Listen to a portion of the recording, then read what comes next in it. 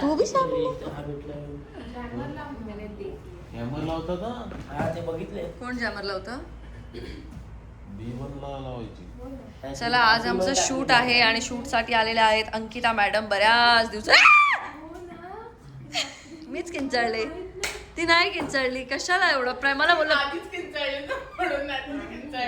नाही, बरोबर नव्हतं असं टाकलं ते कळलं. जुनी झाली फाल नाही पाल नाही, ओळखीची झाली सगळ्यांच्या. काल ताईवर टाकलं, ताई कसली किंचाळली होती.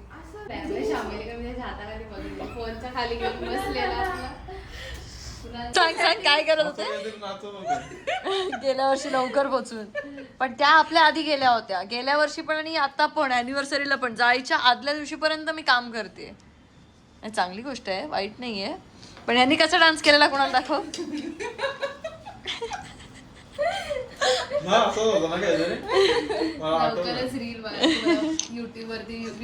व्हिडिओज बघायला मिळतील. नाही ते टाकले होते मी तेव्हा, ते टाकलेत सगळे. इमोशन्स ठीक आहेत, पण मला तेव्हा वाटत होतं ते ट्रोल करत होते. कोण पण येऊन नवरा बायकोच्या समोर नाचायचं, हे करायचं. आठवतंय काय पण आम्ही व्यवस्थित केलं त्याने, आणि त्यांनी मला काहीच सांगितलं नव्हतं. आणि अचानक आई बाबांना पण नाचवलं होतं. म्हणजे ठीक आहे, खुर्चीवर बसून हातवारे करत होते ते. अंकिताने तिला सांगितलं की माझ्या एंट्रीसाठी काहीतरी करा, तयारी करा. हा ती आम्हाला बोललेली असं की माझ्या स्वागताची तयारी करा. हा मेरे स्वागत की तयारी करो. असं होतं. आम्ही फुलांच्या सरांची पण स्वागताची तयारी. हे नव्हतं केलं, हे तुझं कुठे केलेलं असं? अरे ते ऋतुजाने बसवलेलं. तुझ्या वेळेस ते तू झीचं जे टायटल केलं होतंस ना, बँड बाजावर, ते केलं होतं. तुझ्याच गाण्यावर नसलो होतं. त्याला बोल घाण, बोल घे, त्याला बोल घाण. ते का नाही बोलायचो, आपला गाणं ना, बोल त्याला घाण बोल. ते चांगलं होतं का? अच्छा. मग सगळे मंदार बिंदार सगळे नाचले होते. कुणा प्रॅक्टिस केलेली आम्ही लिटरली सगळ्यांनी प्रॅक्टिस केलेली. समृद्धी पण होती त्याच्यात. ती इथे मॅरेथॉन मध्ये राहते ती. तिला अजूनही भेटलेलं नाही मी. लग्न झालं तरी नाही भेटले. आता भेटणाही पडेगा ना. करून आल्यामुळे आमच्यासाठी रेड कार्पेट टाकलेलं आहे आणि आम्ही असे आता त्याच्यावर असे मस्त चालत. कॅब, रेड कार्पेट नंतर सरळ कॅब, डायरेक्ट कॅब मध्ये जायचंय.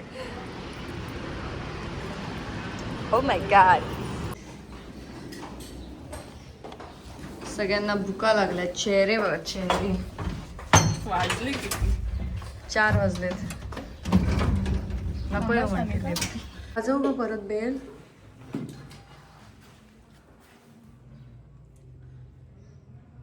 गाणी म्हणतोय वाटतं आतमध्ये. काय फोन करायला लागतात का तुला? ताट कुठे, कुठे ताट कुठे? बोललास तू दरवाजात ताट घेऊन उभं राहिलं. भूक लागली कुणाला? अरे उघड रे, भूक लागली रे. सॉरी, उघड. लाथ मारीन ना मग कळेल. कशी दिसते बावलटासारखी. आम्हाला अन्न देण्यासाठी कोणी आहे? आमच्या स्टुडिओला आज आलेली छोटीशी पाहुणी आणि आम्ही तिच्यासोबत असे मस्त फोटोज काढले. आणि आमच्याकडे गिफ्ट्स कधीच रेडी नसतात, त्याच्यामुळे आम्ही लगेच तिच्यासाठी गिफ्ट घ्यायला गेलो. आणि एका दोघांसाठी गिफ्ट घ्यायचे होते, त्यामुळे आम्ही तिथे गेलो. आणि त्यानंतर घरी यायचं होतं लवकर, कारण आमचे छोटे पाहुणे येणार होते. 1 2 3.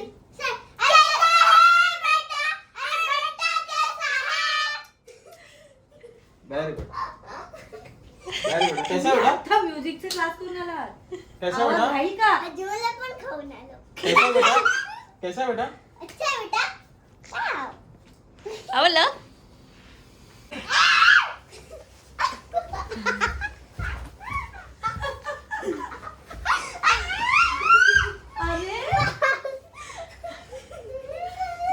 झालं?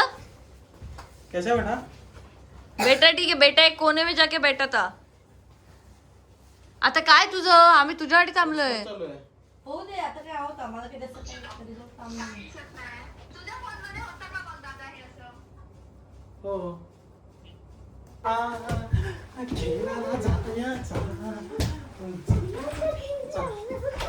झालं? संपला प्रोग्राम. चला दुसरा मेंबर दे. पिशवी अगदी पिशवी घेऊन.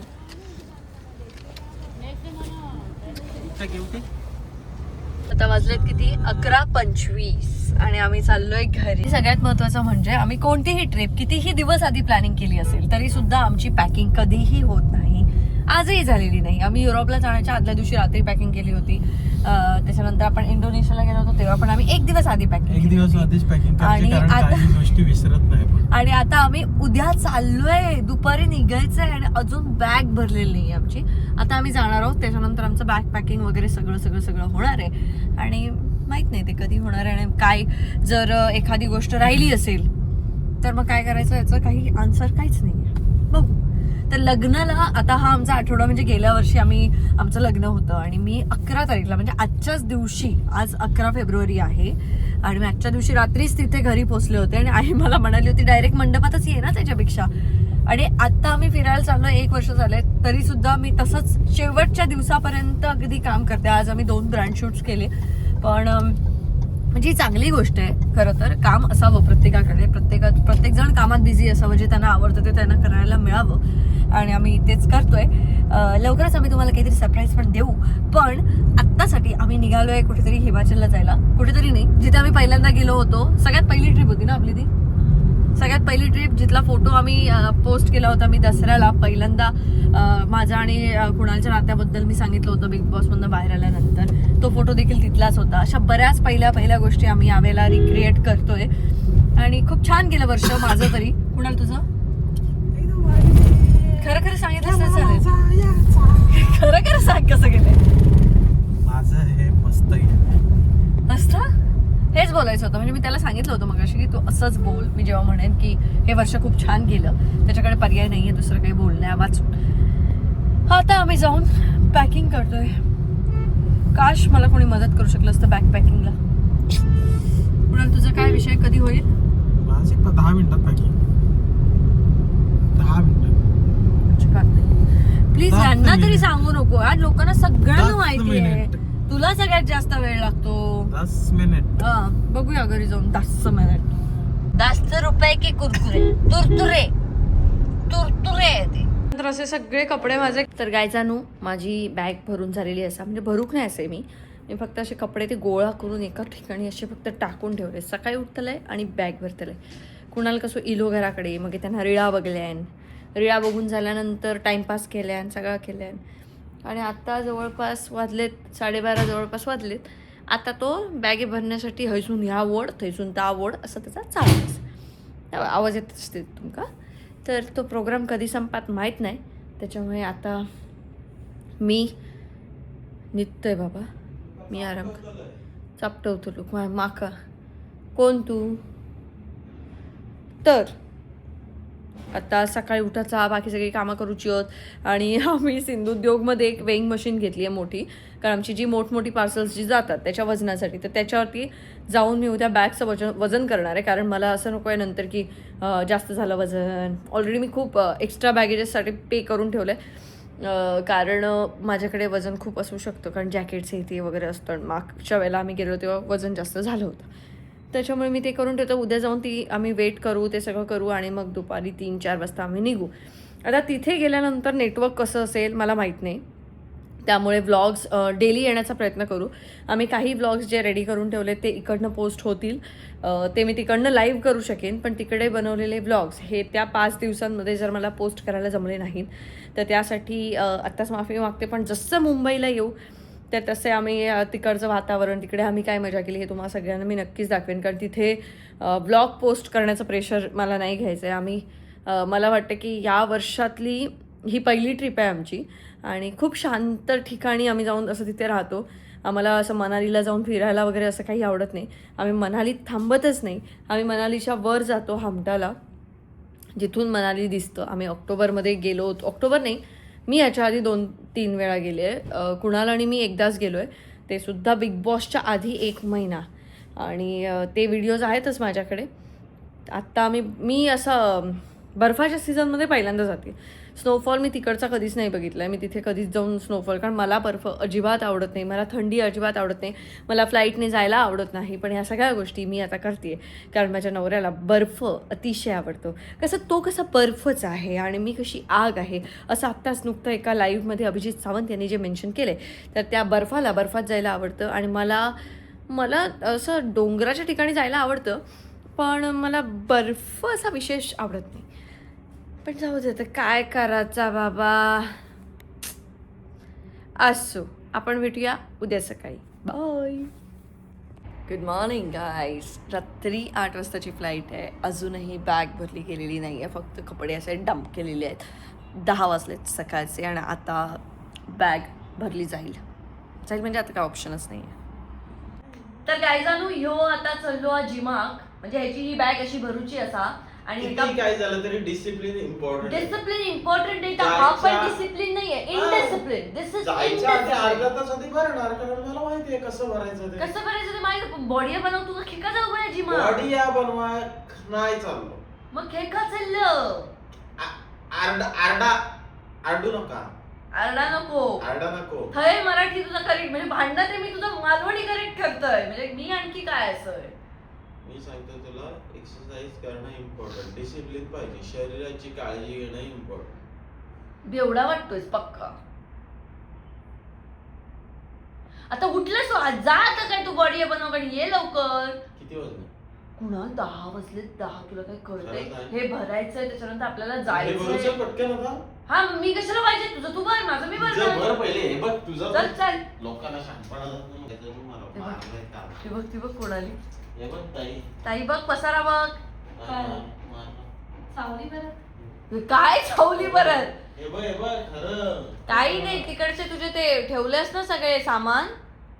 अगं ते सामान डब्बे ग, ते काढताना नीट काढले नाही त्याने, ते हाताला लागलं. काहीतरी कारण सांगते, खरं कारण सांगतो तुला. खरं कारण हिने मारलं. हो, मी मारलं. मारलं हे दिसतं वेगळं दिसतं ना, हा. मारलेलं. हे कळलं बघ. ना? आणि लागलेलं वेगळं दिसतं. वेगळं मग दिसतं. हे लागलंय की मारलंय? ते लागलंय. अरे शिट, चुकला. काय बोलायचं. मी तेच विचारणार होते, तुम्ही जाणार कधी, शॉप पॅकिंग करणार का? पॅकिंग शॉपिंग तर नाहीच आता आमची. पॅकिंग ते पोहे करू का? नको ताई. नको. पोहे हे आयुष्यात शुगर वाढवतात. क्या बनाने का पत्ता हो? काय खाऊसा आता बाबा, एकदा सांग. पोहे, शुगर. हे सगळे जॅकेट्स आपण जेव्हा नेतो ना, तेव्हा जागा खूप बॅगमध्ये व्यापली जाते, म्हणून मी ह्या वॅक्युम बॅग्स घेऊन असं मस्त त्यांना वजन खूप कमी आहे. छोटं करते. वजन याचं कमीच आहे, काहीच नाही. त्याचं पण कमी. हे दोन्ही ह्याच्यात भरून दे, मी व्हॅक्यूम करते. आपले जे थंडीचे जॅकेट्स वगैरे असतात, यामुळे आपली बॅग भरून जाते आणि ती बॅगमध्ये जागाच उरत नाही त्या बॅगमध्ये. त्याच्यामध्ये जागा उरवायची असेल तर हाच एक ऑप्शन आहे की तुम्ही व्हॅक्यूम बॅग्समध्ये हे सगळं पॅक करा. आणि त्याच्यानंतर याच्यासोबत ना हा पंप येतो. हा पंप, त्या पंपने हवा भरत बसला ना तर बराच वेळ जातो. त्याच्यामुळे मी मशीन घेतली आहे, ती मी वेगळी ऑर्डर केली आहे.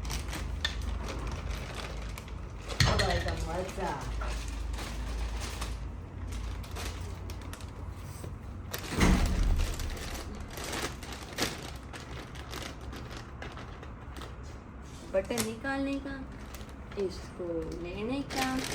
मतलब थोड़ा सा हे छोटा है तो प्लग, वायर छोटी है.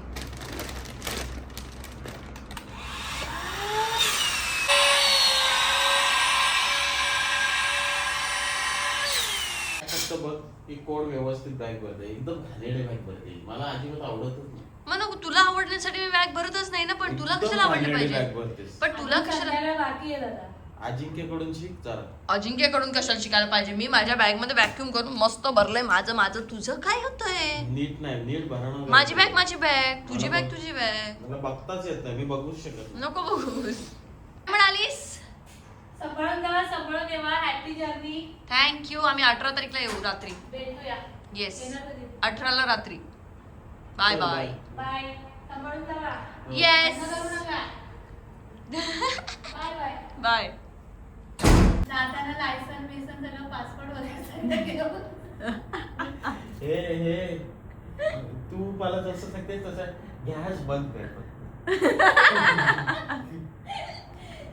सगळं घेऊन जा. माझं तर काय विषयच नाही, कारण- सौरभची भरवशी आहे. सौरभच्या भरवशावर राहू नका. सौरभच्या बरोबर राहू नका.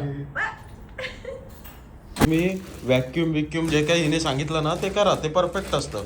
पण जर आत त्या पिशवीच्या आत जर कपडे व्यवस्थित भरले नाही तर ते घाणेरडी जागा खातं. आता 2-3 पिशव्या भरल्या आहेत ह्या मी दोन व्हॅक्यूम बाजूला ठेवले, केलं. माझे एवढेच अरे कपडे आहेत. बावलाटासारखे ठेवलेस. अरे पण तुला काय करायचंय?